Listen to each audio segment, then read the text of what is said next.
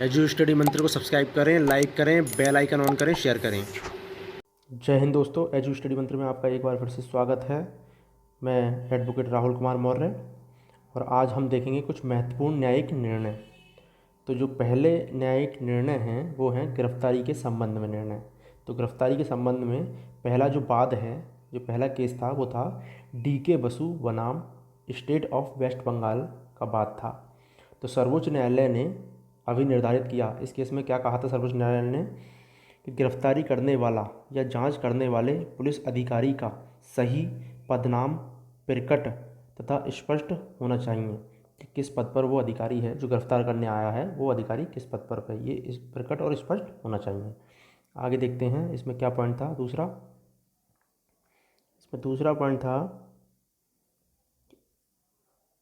इस अधिकार के बारे में गिरफ्तार व्यक्ति को जानकारी होना चाहिए कि उसकी गिरफ्तारी की सूचना यथाशीघ्र किसी को दी गई है।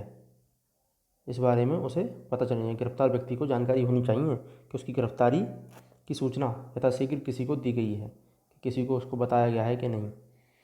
अगला पॉइंट इसमें दिया था कि गिरफ्तार व्यक्ति को यह अधिकार होगा कि उसके मित्र, संबंधी या किसी अन्य व्यक्ति जिसको वह जानता हो को सूचना दी जाए कि मैं ऐसे गिरफ्तार कर लिया गया हूँ, तो वो उसके बारे में सूचना दी जाएगी। आगे देखते हैं, एक अगला मामला था कुलतेज सिंह बनाम सर्किल इंस्पेक्टर ऑफ पुलिस के बाद में।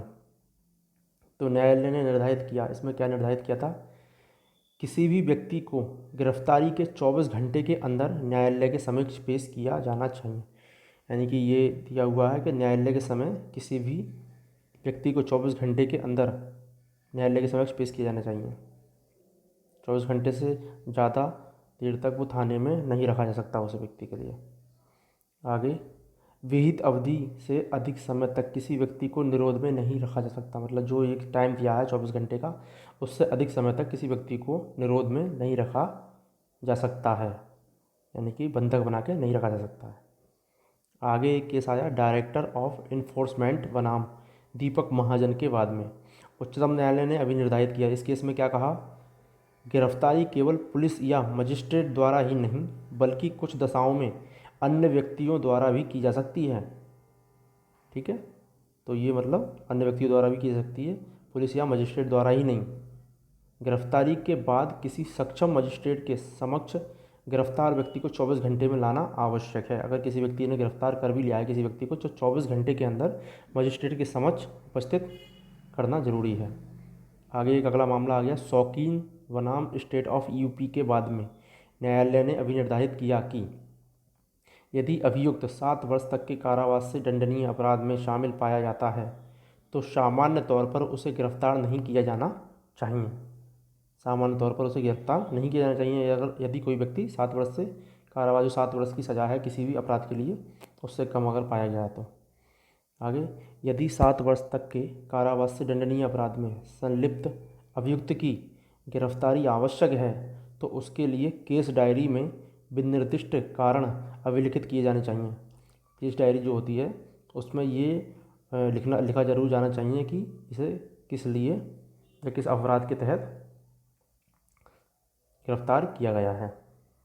आगे देखते हैं, एक और मामला है रसिक लाल बनाम किशोर खानचंद बादवानी के बाद में। उच्चतम न्यायालय ने अभी निर्धारित किया कि, इसमें क्या अभी निर्धारित किया है कि जमानत पर छोड़े गए व्यक्ति की पुनः गिरफ्तारी को रोकने का कोई प्रावधान नहीं है। मतलब जमानत पर छोड़े गए व्यक्ति की पुनः गिरफ्तारी को रोकने का कोई प्रावधान नहीं है। अगर उसकी गिरफ्तारी अगर है, न्यायहित में है, तो उसे गिरफ्तार किया जा सकता है।